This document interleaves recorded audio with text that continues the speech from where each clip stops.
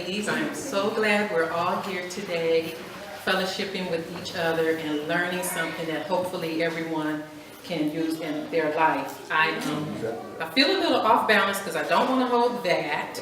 And I feel like you guys are all like that. Like I need to talk like this maybe? No, we can see you. You can see me? Okay. So first of all, thank you ladies again. Thank you for listening to my truth. This is my story, my marriage. Everyone is different. Everyone's created different. Everyone will get together in a different way. Everyone will go through different things. But I just want to tell you my story. First of all, I went on my first date with my husband. We met in college. He's a year younger than me. We went on our first date November 10th, 1983. We got married in December of 1989. Why were we together so long before we got married? Because we were just dating and having fun. There was no pressure. The whole entire time we had one discussion about marriage. So there was no pressure for us to get married. We didn't rush into the relationship. We were friends for a very, very long time. And he has no problem with me telling you guys that we didn't even have our first sexual encounter until 9 months after we were together. That was after we had fell in love and said love. So I want you ladies to know, first of all, let a good man find you. He was opening a door for me in class. And then one day he walked me to my next class and he said, you know, I'd like to take you out. And I said, no, I'm not dating right now. I have a 2-year-old to raise. And then he asked me again. And I was just like, okay, he's not listening to me. He must think, you know, he's going to get something from me real quick. I was like, no. And the third time I went out with him. We had a very nice date. I let him know I have a child to raise. I have to get out of college. This is not a one-night stand. Please, please don't waste your time. Well, we went out again. Second date, my son came along because I told him this is how I roll. I have a priority. You are not going to interrupt my life. And from there, just having fun, just having fun. The three of us. My son was always included, except for the times when his mother or my mother felt like you two should really go out by yourself, and then they kept my son for us. But for anyone who already has children, you need to put your child first. And you need to let the man know up front, the very first time, that this is important for me. I cannot have you disrupting my life, because that's how you get a lot of broken homes. We got married. Oh, I should tell you how we got married. We dated. We didn't really talk about it. Everybody around us was getting married and breaking up real quick. We both were living at home with our parents. And I said, oh, I think I'm ready to move out. So he went and spoke to his friend who knew that his friend's father had a house he was about to sell. And he told him, oh, I need to buy this house for her. So that went, you know, real smooth. We were just about to close escrow, and he said, so what date do you want to get married? That is not romantic.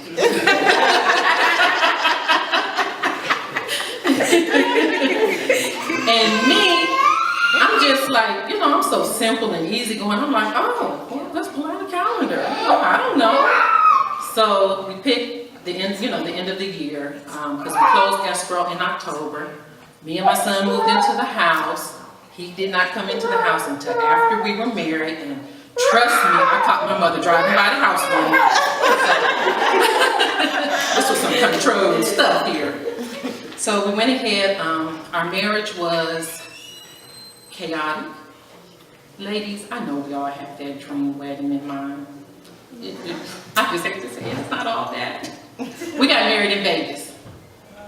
We went to Vegas because my parents divorced and remarried. So I got two set of parents wanting different things, what they thought their daughter was going to do.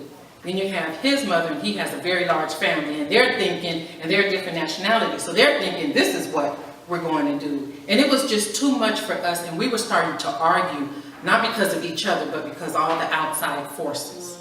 So my grandmother was living in Louisiana, and she said, when I come to LA, I'm from California, she said, when I come to LA, I want to go to Vegas. I said, oh, I can go get married in Vegas. I said, Grandma, would you be unhappy if I got married in Vegas? She said, no, it don't matter. I said, well, let's go to Vegas and get married when my grandmother gets here. He was like, yeah. Then only the people who really want to be there will show up. We got a chapel. 65 people showed up at our wedding. But we were trying to plan a wedding for 100, and then the list was growing to 300. I had a simple wedding dress. We had a simple tux. It was no frills, nothing. $1,100 total is what we spent on every single thing to get married.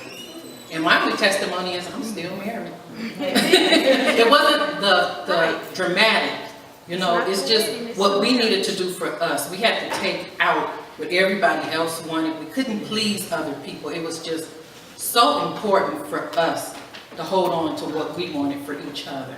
So another point I want to make when you're whether you're single or married is when you and your mate come together, you need to really make sure that you communicate with each other, not look at what other people are doing, not listen to what other people are saying, but you have to decide under your household what works for you.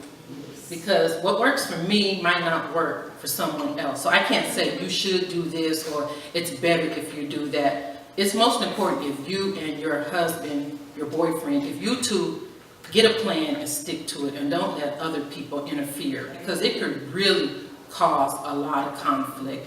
And you could end up breaking up with that man and then he can go on with somebody else and be happy just because she doesn't let outside forces tear you apart. So I just want to make sure you guys kind of take that to heart. That's important. Now for my speech. Our duty is to submit to our husband in the Lord, which includes honoring and obeying him from a principle of love to him. That means we are to honor and obey our men out of the love we share for them always and not when we feel like it. So today I ask you ladies to forget about what the husband's duty is. Let's just focus on ourselves. Let's just be beautiful women and awesome wives.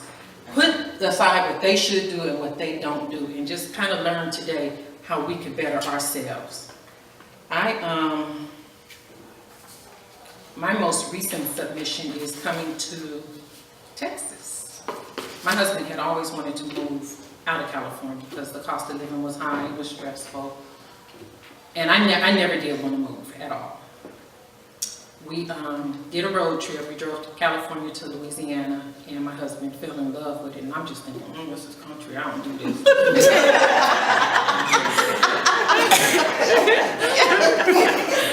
But he was really, really in love with Louisiana. I mean, he was like, I just want to purchase this land. I just want to buy this house by this lake. And I was just like, country, I'm not doing it.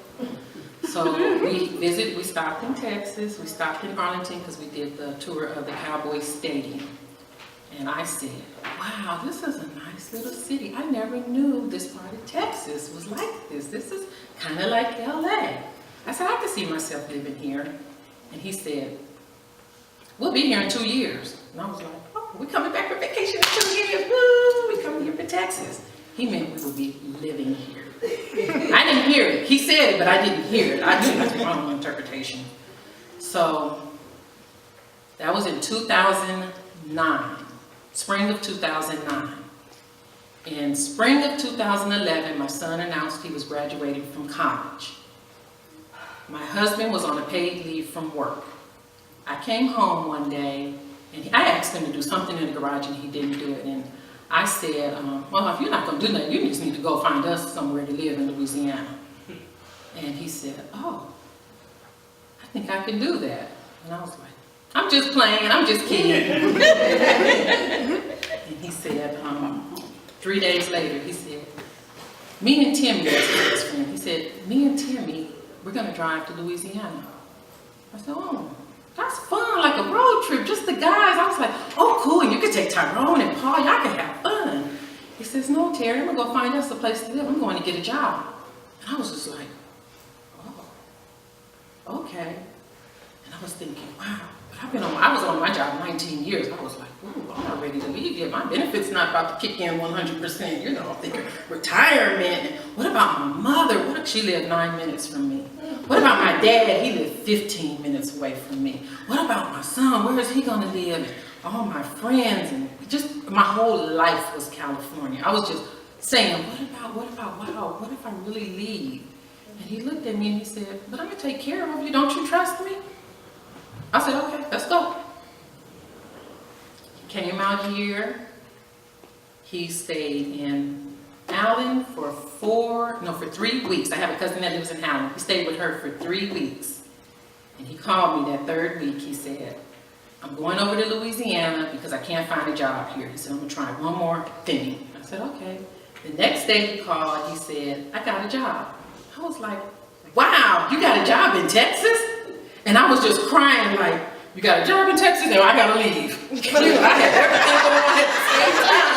Like, this is too much. So that Friday he came home and he said to me, when I picked him up from the airport, he said, babe, you got to pack up the house. You're going back with me. I got to report to work on November 14th.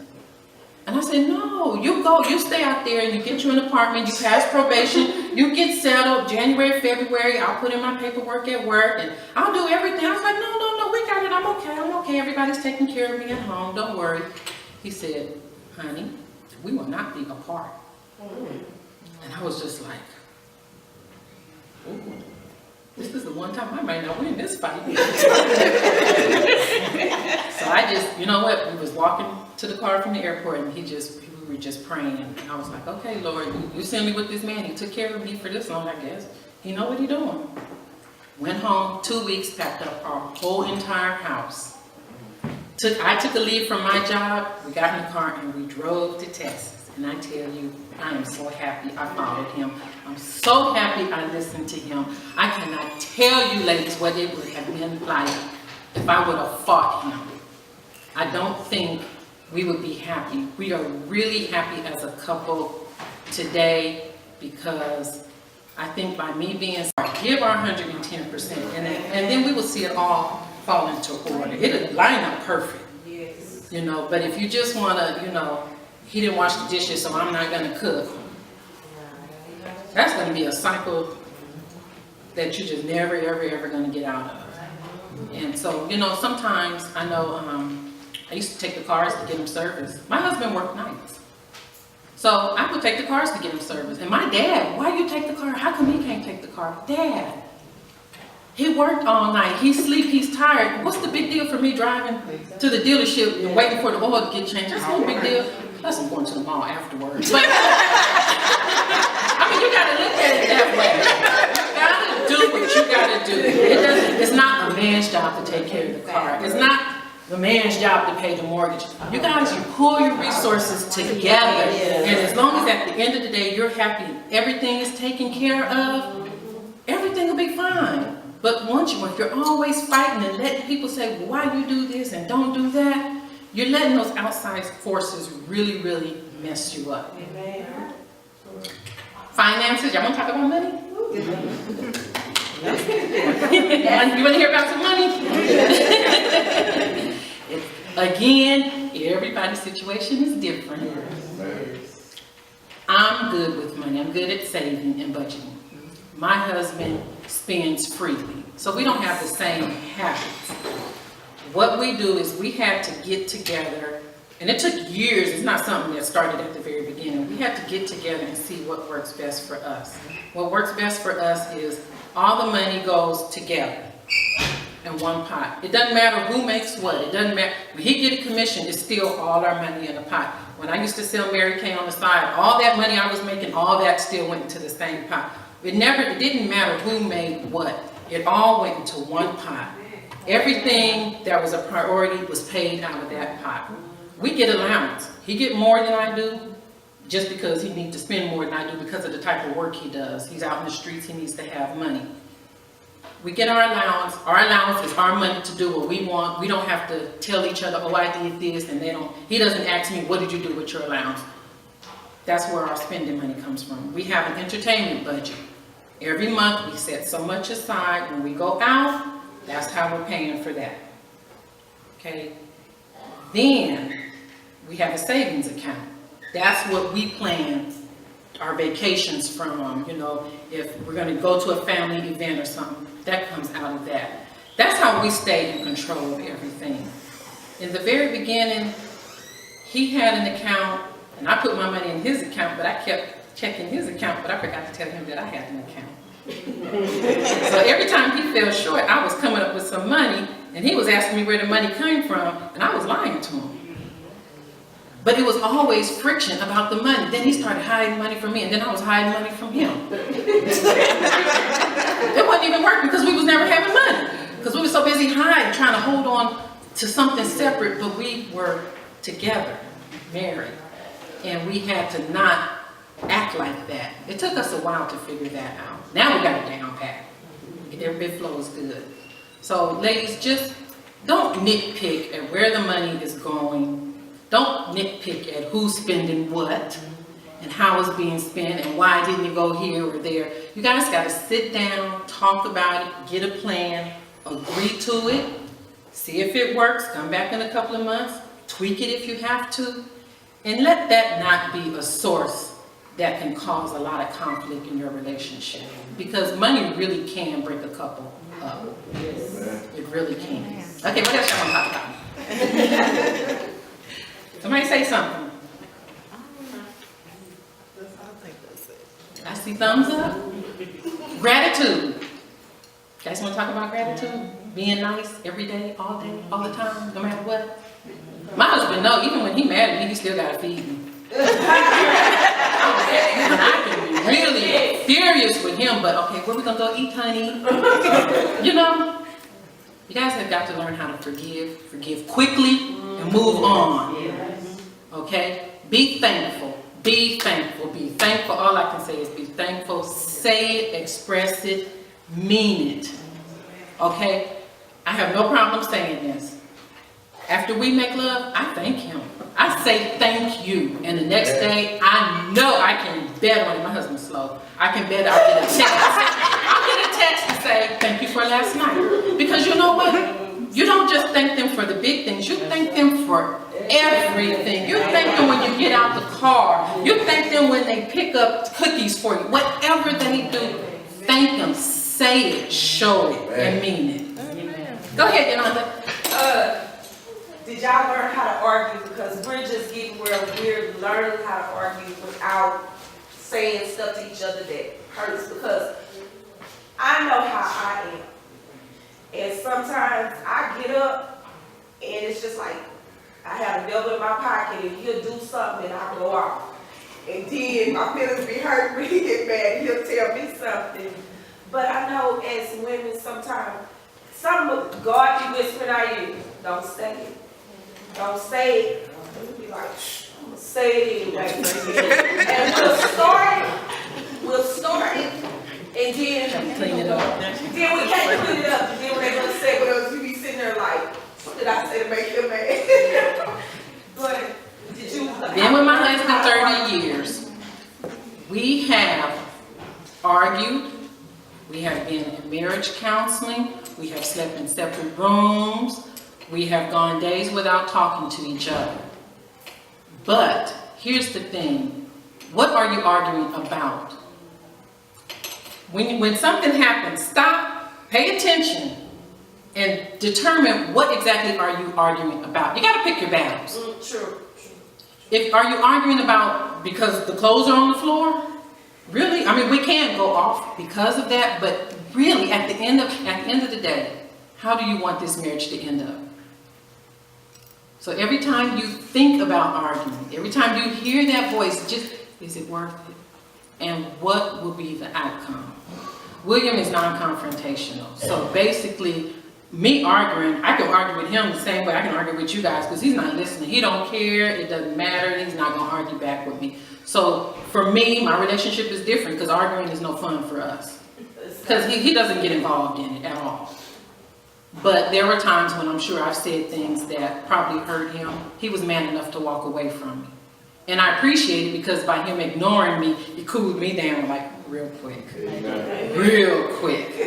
And he was like, yeah, oh, I've been fooled a lot of times. A lot of times. And sometimes I would be sitting there and I'd be saying, you know what, I can't believe this man. He really is not going to fight with me. Why won't he fight with me? I had already forgot why we were going to fight. I'm mad because he won't fight. You just have to learn how to communicate, learn how to talk it out. Find out what the real issue is and try and deal with it on that level. And then I'm an enforcer of marriage counseling. Not everybody wants to go to a counselor, see a therapist. I enforce it because for us, marriage counselors have been able to get to the root of our problems by asking the right questions that we were not able to deal with on our own. I am not watching the clock, ladies. Anything else? Any other questions? No? Well then, I thank you for your time.